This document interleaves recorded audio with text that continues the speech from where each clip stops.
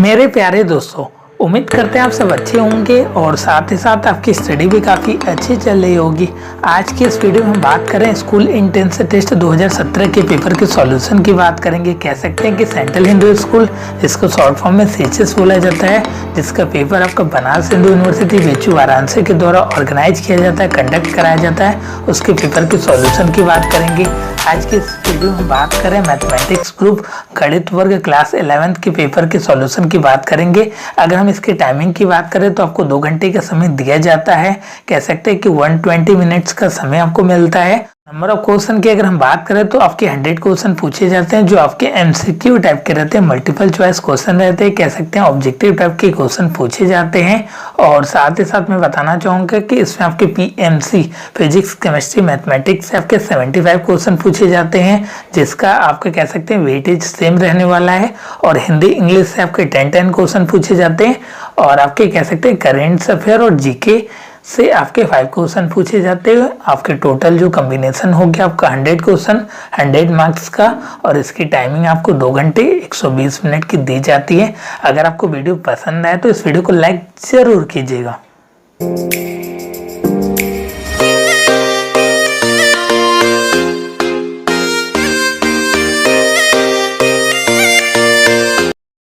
हम बात करें 2017 के पेपर के सॉल्यूशन की बात करें, mathematics group central Hindu school Varanasi के पेपर को हम लोग सॉल्व कर रहे हैं, जो आपका बनारस हिंदू यूनिवर्सिटी बेचू वाराणसी के द्वारा कंडक्ट कराया जाता है। इसका आपका पहला क्वेश्चन जो आपका केमिस्ट्री से पूछा गया है, इसमें बोला जा रहा है कि विच of the following is not a general property of gases.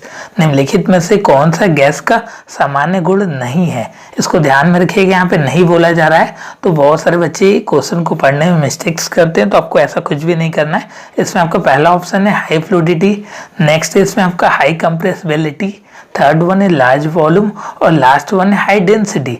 तो इसमें आपका जो गैसेस का प्रॉपर्टी नहीं है, फ्लूइडिटी तो गैस रहता है, इसका वॉल्यूम भी लार्ज होता है कह सकते हैं, और कंप्रेसिबिलिटी कंप्रेस करके किसी भी चीज़ों में इसको भरा जा सकता है, कंप्रेस किया जा सकता है। जैसे हम लोग जानते हैं कि गुब्बारे में गैस को कंप्रेस किया जाता है, फिल किया जाता है। और हाई डेंसिटी, डेंसिटी का मतलब होता है घनत्व।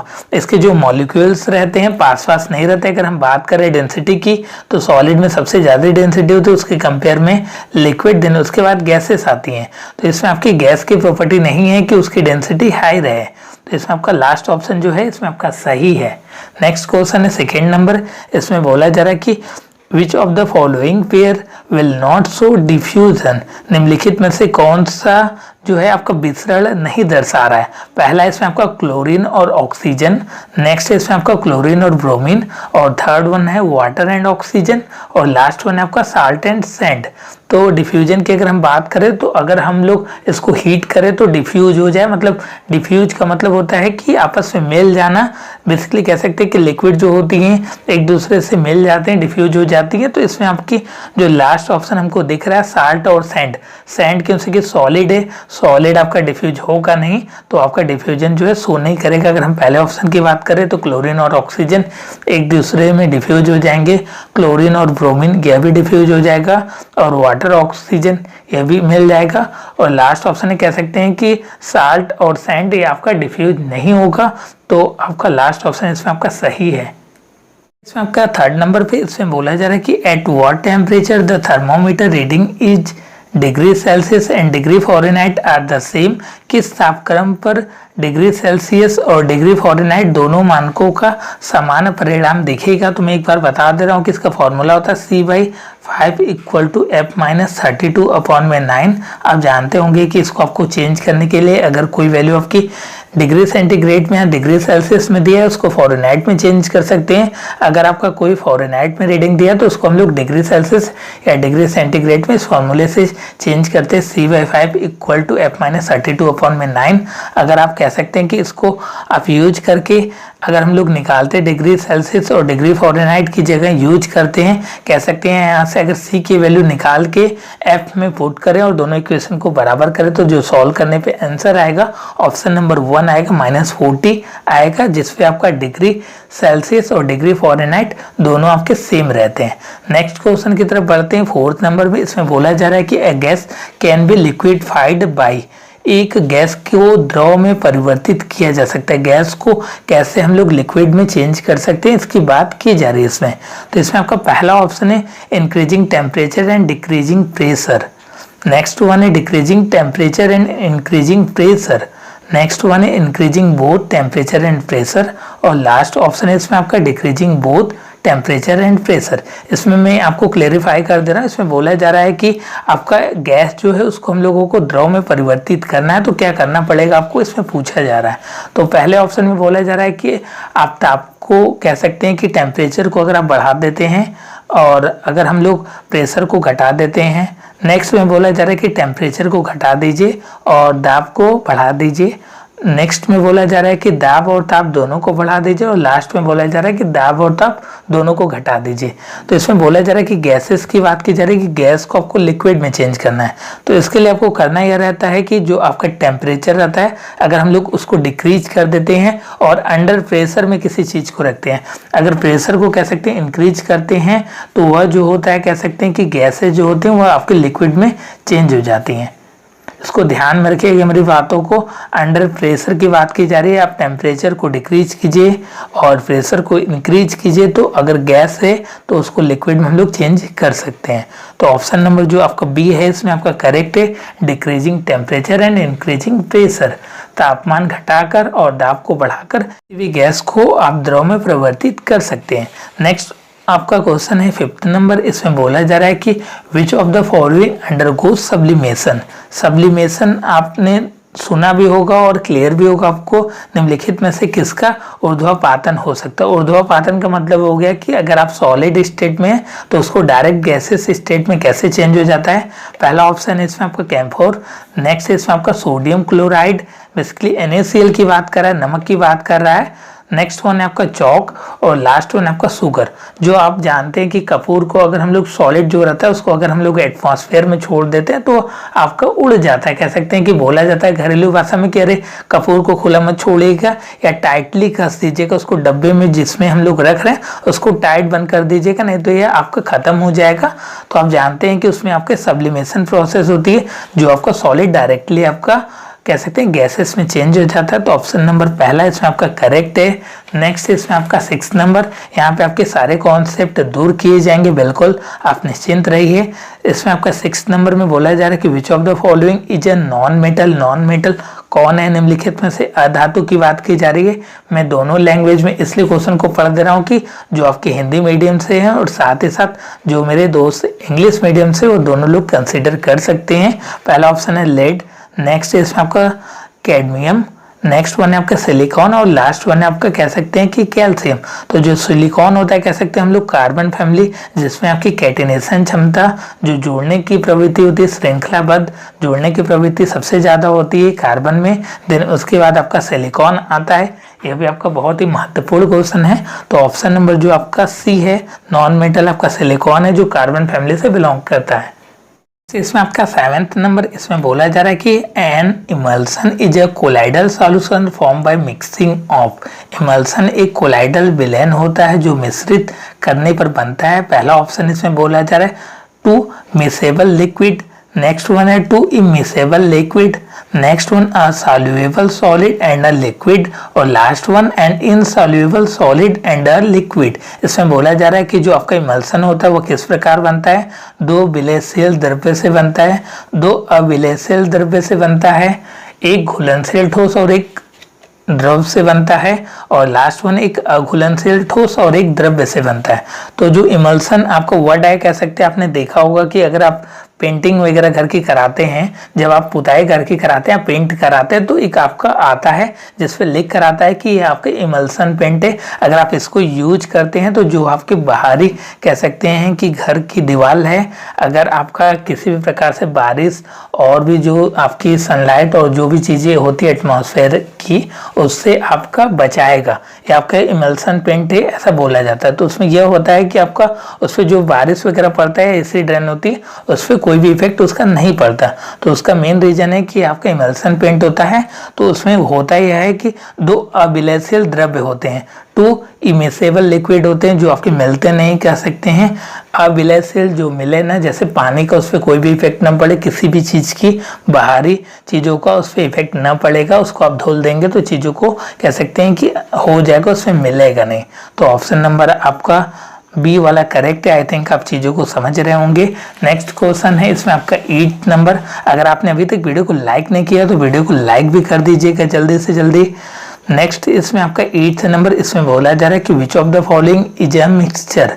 मिक्सचर का मतलब मिश्रण, इसमें से कौन सा मिश्रण है? तो मिश्रण होता है दो या दो से अधिक, कह सकते हैं कि होमोजेनियस चीज़ों को मिलाने से जो बनता है उसको मिक्सचर बोलते हैं, एक आपके समान अनुपात में। पहला इसमें आपका विनेगर, नेक्स्ट इसमें आपका आइस, नेक्स्ट इसमें आपका कॉपर सल्फेट और लास्ट वन कह सकते हैं कि कार्बन। तो आपका कार्बन जो होता है ये एलिमेंट हो गया, तत्व हो गया, ऐसे ही बाहर हो गया, आइस हो नहीं सकता क्योंकि ये फेज की बात की जा रही है। पहला ऑप्शन इसमें आपका विनेगर, सिरका।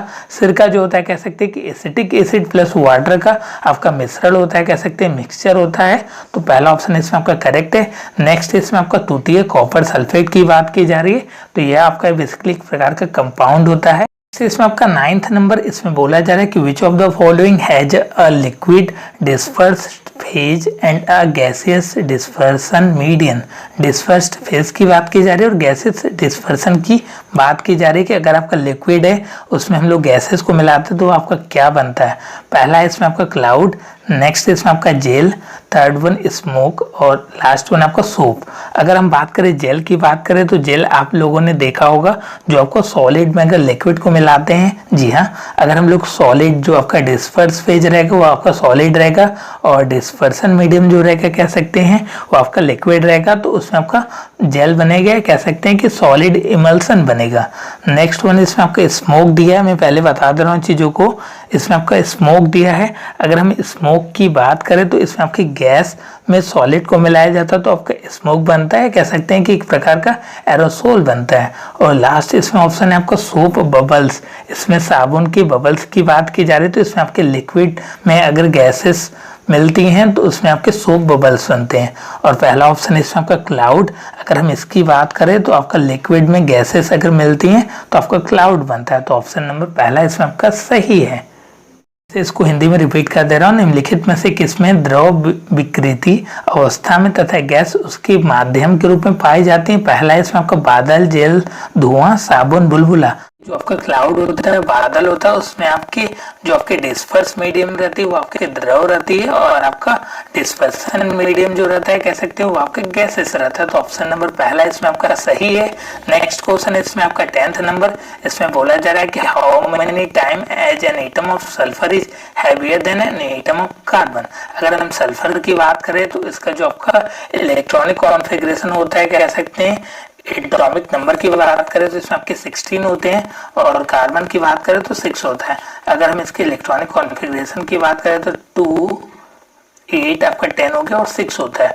आउटर मोस्ट सेल में कह सकते हैं कि 6 इलेक्ट्रॉन रहते हैं, इसकी वैलेंसी आपकी 2 हो जाएगी। अगर हम कार्बन की बात करें तो 2 और आपका 4, अगर हम इसकी वैलेंसी की बात करें तो 4 हो जाएगी वैलेंसी, इसलिए इसकी कैटेनेशन क्षमता कह सकते हैं कार्बन की सबसे ज्यादा होती है।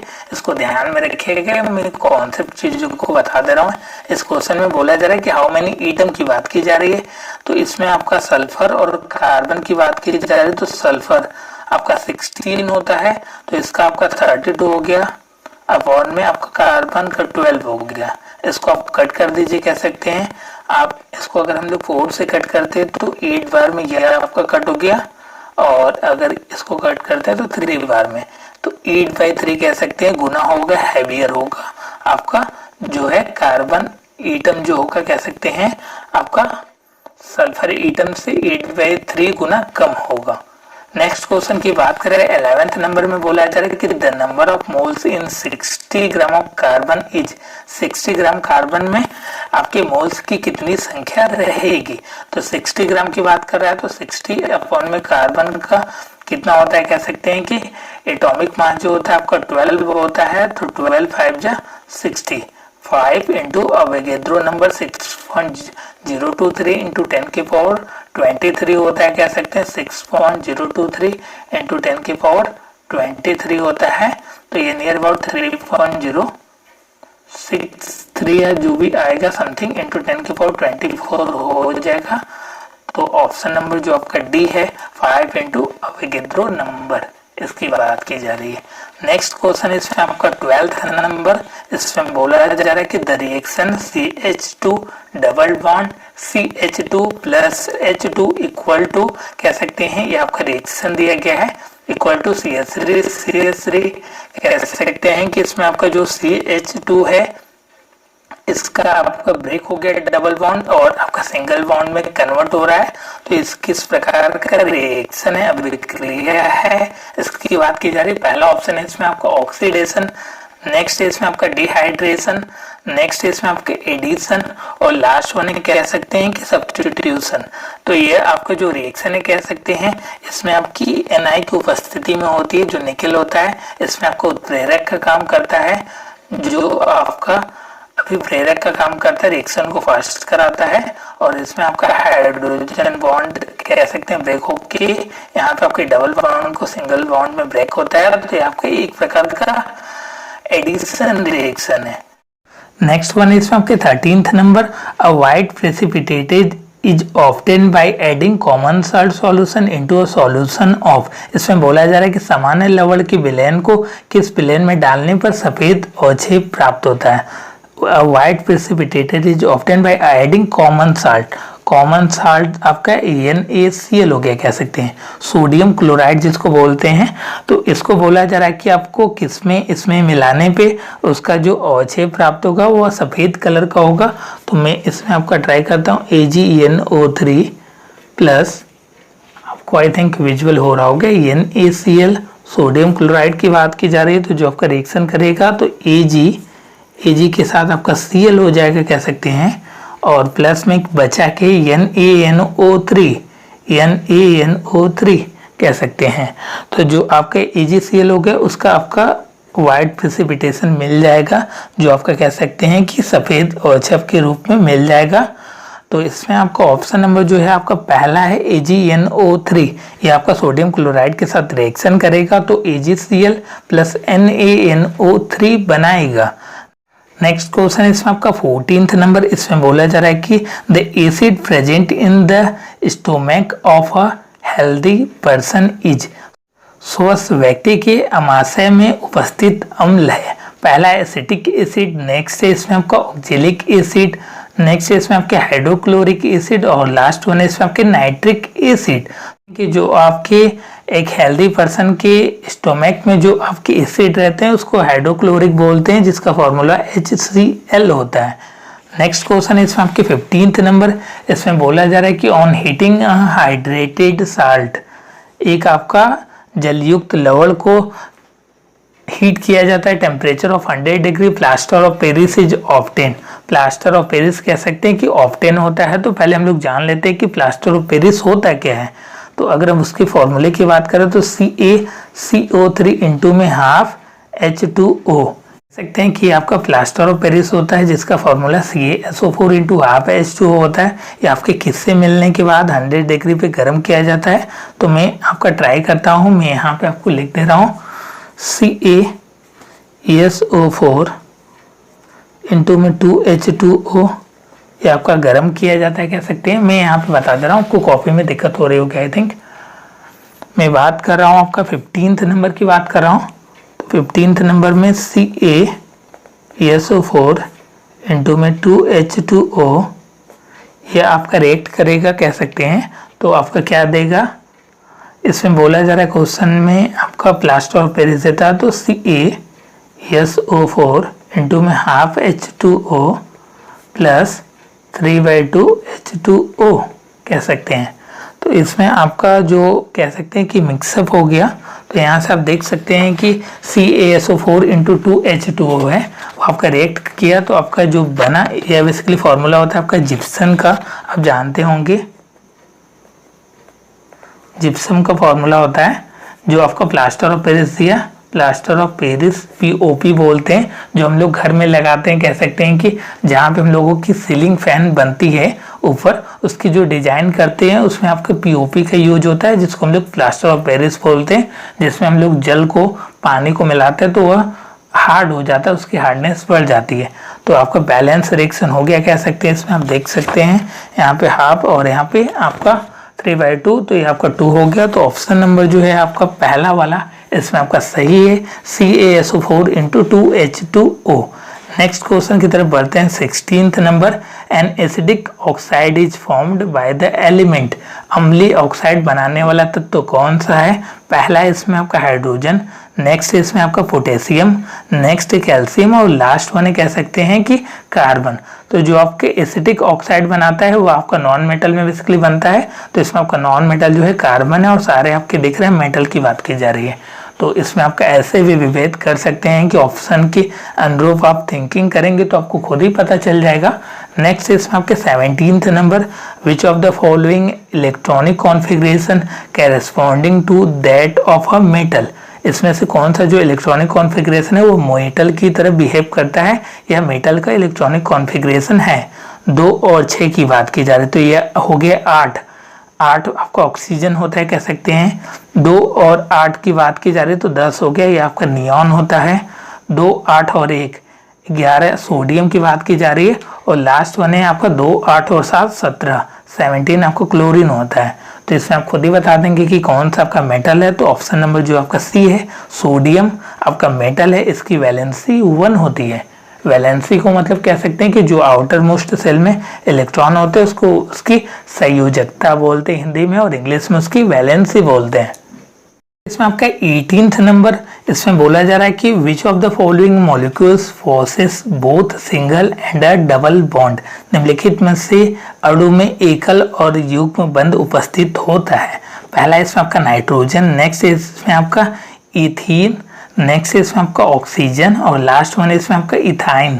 तो नाइट्रोजन की अगर हम बात करें इसके स्ट्रक्चर की तो इसमें आपके नाइट्रोजन का जो होता है कह सकते हैं कि आपके इलेक्ट्रॉनिक कॉन्फ़िगरेशन में इसमें 7 होता है। इसमें आपके 3 कह सकते हैं कि इलेक्ट्रॉन की रिक्वायरमेंट पड़ती है। तो नाइट्रोजन में बेसिकली आपका ट्रिपल बॉन्ड होता है।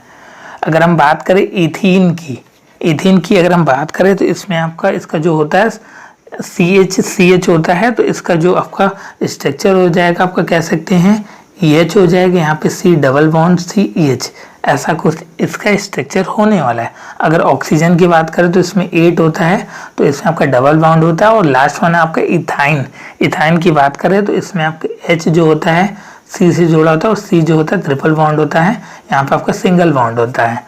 तो इसमें क्वेश्चन में आपको पूछा गया था कि एकल और युग्म बांध की बात की जा रही है, मतलब सिंगल और डबल बॉन्ड की बात की जा रही थी।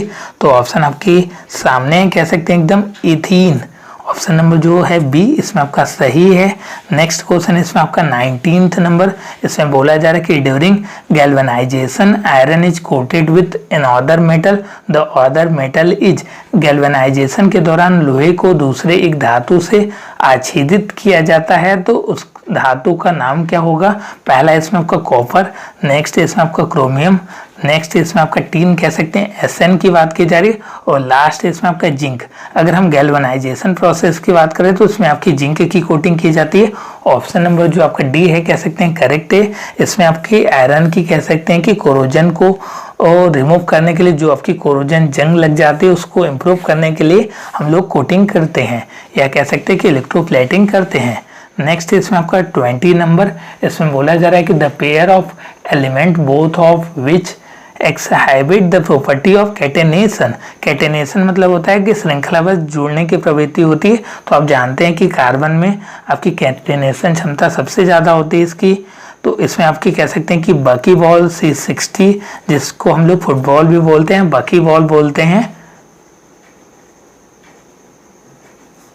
बकी बॉल बोला जाता है इसको। हम लोग एक प्रकार से कह सकते हैं कि बकमिनिस्टर फ्लोरीन उन्हीं के नामों पे पढ़ा है, जिसमें आपकी कार्बन की श्रृंखला जो होती है आपके 60 कार्बन जुड़े होते हैं। तो इसमें आपके BUC होता है, बकी बॉल। तो इसमें आपका पहला है इसमें आपका कार्बन और कैल्शियम, नेक्स्ट है कार्बन और सिलिकॉन, सिलिकॉन और मैग्नीशियम, और लास्ट है सिलिकॉन और क्लोरीन की बात की जा रही है, क्लोराइड की बात की जा रही है। तो जो आपके सेम फैमिली से बिलोंग करते हैं, कार्बन फैमिली से आपके सिलिकॉन बिलोंग करता है, तो ऑप्शन नंबर जो है आपका बी इसमें आपका करेक्ट है। नेक्स्ट क्वेश्चन है इसमें आपकी 21, इसमें बोला जा रहा है कि volume of a gases at 0 degree is, 0 degree तापमान पर किसी गैस का आयतन क्या होता है, कह सकते हैं। आयतन की बात करें तो आपका कह सकते हैं कि 22.4 लीटर होता है, कह सकते हैं कि 0.000224 होता है, तो जो आपके 0 से कम रहता है, तो यहाँ पे आपका ऑप्शन नंबर पहला जो है करेक्ट है। इसमें आपके 22 थोड़ा सा लंबा आपको दिख रहा है क्वेश्चन, कह सकते हैं in laboratory accidentally a few drop of concentrated acid get spill over the hands of a students, what should be done. बोला जा रहा है कि प्रयोगशाला में काम करते हुए सांद्रित अम्ल, जी हाँ कंसंट्रेटेड की बात की जा रही है, यहाँ पे आपके डाइल्यूट की बात हो ही नहीं रही, कह सकते हैं। तो आपने एक प्रयोगशाला में देखा होगा कि जो सीसी होती है, कह सकते हैं उसमें आपके एक दिल लिखा होता है और इसमें आपका CONC लिखा होता है, कॉन्ग और दिल, इसका पूरा नाम होता है कंसंट्रेटेड और डाइल्यूट। डाइल्यूट में जो होता है कह सकते हैं कि कंसंट्रेटेड से ही बनता है, उसमें हम लोग वाटर को मिलाते हैं जिसमें आपके उसकी कह सकते हैं कि क्षमता को कम कर देते हैं मिलाने के बाद। तो इसमें पहला बोला जा रहा है कि प्रयोगशाला में काम करते हुए सांद्रित अम्ल की कुछ बूंदें एक विद्यार्थी के हाथ पे छिटक गई तो उसे आराम पहुंचाने के लिए क्या करना चाहिए। पहला ऑप्शन है इसमें आपका neutralise the acid with strong alkali, wash the hand with saline solution, next इसमें आपका after washing the hand with plenty of water apply solution of sodium hydroxide on it, और लास्ट इसमें आपका wash the hand immediately with plenty of water and apply a paste of sodium hydrogen carbonate। इसकी बात करा तो पहले मैं हिंदी में एक बार रिपीट कर दे रहा हूँ, फिर मैं इसको बता देता हूँ कि आपको क्या यूज करना है, कह सकते हैं। तो अम्ल को सांद्र क्षार द्वारा उदासीन करना चाहिए, हाथ को नमकीन घोल में घोलना चाहिए, हाथ को बहुत ज़्यादा पानी से धोने के बाद सोडियम हाइड्रोक्साइड के घोल का इस्तेमाल करना चाहिए, और लास्ट वन है इसमें आपका क्या बोला जा रहा है कि हाथ को तुरंत ढेर सारे पानी से धोने के बाद सोडियम हाइड्रोजन कार्बोनेट का पेस्ट लगाना चाहिए। तो मैं बता दे रहा हूँ कि जो आपके सोडियम हाइड्रोक्साइड है इसकी अगर हम बात करें तो ये आपका कह सकते हैं कि हार्ड बेस के फॉर्म में आता है। अगर हम सोडियम हाइड्रोजन कार्बोनेट की बात करें तो ये आपके वीक बेस की तरह यूज होता है, इसको हम लोग बेकिंग सोडा भी बोलते हैं। तो सबसे पहले जो भी आपका जहाँ पे भी कह सकते हैं, जैसे सपोज कीजिए कि हाथ पे आपका छटक के गिर गया तो पहले उसको आपको प्लेनिटी ऑफ वाटर से आपको धोना पड़ेगा, मतलब कह सकते हैं कि धोने के पानी से पहले आप अच्छे से उसको धो दीजिए, और उसके बाद आपका अगर हार्ड गिरा हुआ है एसिड तो आपको हार्ड बेस की रिक्वायरमेंट नहीं पड़ेगी, उसके लिए आपको सॉफ्ट बेस की रिक्वायरमेंट पड़ेगी, जिससे आपकी हाथ कह सकते हैं कि खराब भी ना हो और आपका काम भी हो जाए। तो इसके लिए हम लोग यूज करते हैं आपका सोडियम हाइड्रोजन कार्बोनेट को यूज करते हैं, कह सकते हैं कि बेकिंग सोडा की यूज करते हैं, NaHCO3 का यूज करते हैं।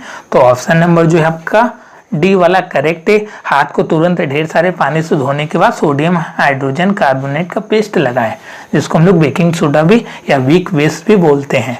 नेक्स्ट है इसमें आपका 23, इसमें बोला जा रहा है कि the electronic configuration of A is 282, 2 8 और 2 है, तो ये आपका 12 हो गया। 12 आपका Mg का आता है, मैग्नीशियम का आता है। आप जानते होंगे कि अगर आपने पीरियोडिक टेबल को अच्छे से पढ़ा होगा तो आप जानते होंगे सारे एलिमेंट की कॉन्फ़िगरेशन। और बी की बात की जा रही है 2 8 और 7 की बात की जा रही है, तो 2 8 और 10 और 7 17, 17 आपका किसका होता है, क्लोरीन का होता है। तो मैग्नीशियम क्लोराइड की बात की जा रही है तो MgCl2, तो यहाँ पे आप मिला लीजिए AB2। सिंपल, बहुत है सिंपल पूछा गया था क्वेश्चन। नेक्स्ट इसमें आपके 24 correct order of reactivity of metal ZnCu Fe and Ag is, ZnCu और Fe और Ag की बात की जा रही है, जिंक कॉपर आयरन और कह सकते हैं कि सिल्वर की बात की जा रही है रिएक्टिविटी। तो इसमें आपकी इलेक्ट्रोकेमिकल सीरीज कह सकते हैं कि वैद्युत रासायनिक आपकी जो सीरीज दी गई है, श्रेणी दी गई है, उसमें आप देख सकते हैं। तो इसमें आपका लास्ट ऑप्शन में सिंपल सा बता दे रहा हूँ, जो Zn होता है वो आपका ग्रेटर होता है Fe से, और Fe जो ग्रेटर होता है Cu से, और लास्ट आपका Ag से ग्रेटर होता है Cu। तो ऑप्शन नंबर जो आपका डी है इसमें आपका करेक्ट है। नेक्स्ट और कह सकते हैं कि लास्ट केमिस्ट्री का क्वेश्चन कह सकते हैं, इसमें बोला जा रहा है कि a gas decolourised alkaline KMnO4 solution but did not give precipitated with AgNO3 is. वह गैस जो क्षारीय KMnO4 विलयन को रंगहीन करता है लेकिन AgNO3 के साथ अवक्षेप नहीं देता, उसका क्या फॉर्मूला, इसकी बात की जा रही है। तो इसमें आपका पहला CH4, नेक्स्ट इसमें आपका C2H4, नेक्स्ट इसमें आपका C2H2 और लास्ट इसमें कह सकते हैं कि आपका C2H6। तो जो आपका ऐसा करता है उसका आपका C2H4 होता है। ऑप्शन नंबर जो है आपका बी इसमें आपका करेक्ट है। उम्मीद करते हैं कि आपको वीडियो बहुत ही अच्छा लगा होगा और साथ ही साथ उम्मीद करते हैं कि पार्ट 2 का जल्द से जल्द आप वेट भी कर रहे होंगे, तो जल्द से जल्द मैं अपलोड कर देता हूँ वीडियो को। आपको करना यह है कि वीडियो को लाइक करना है, अपने मित्रों के साथ शेयर करना है। अगर आप चैनल पर नए हैं तो इस तरीके की वीडियो के लिए आप चैनल को सब्सक्राइब कर सकते हैं। और साथ ही साथ मैं बताना चाहूँगा कि मेरी कोचिंग जो है वाराणसी में ऑफलाइन क्लासेस चलती हैं। अगर आप उसको ज्वाइन करना चाहते हैं तो नीचे दिए गए नंबर पे कॉल या व्हाट्सएप कर सकते हैं उसकी अधिक जानकारी के लिए। धन्यवाद मित्रों, जय हिंद, जय भारत।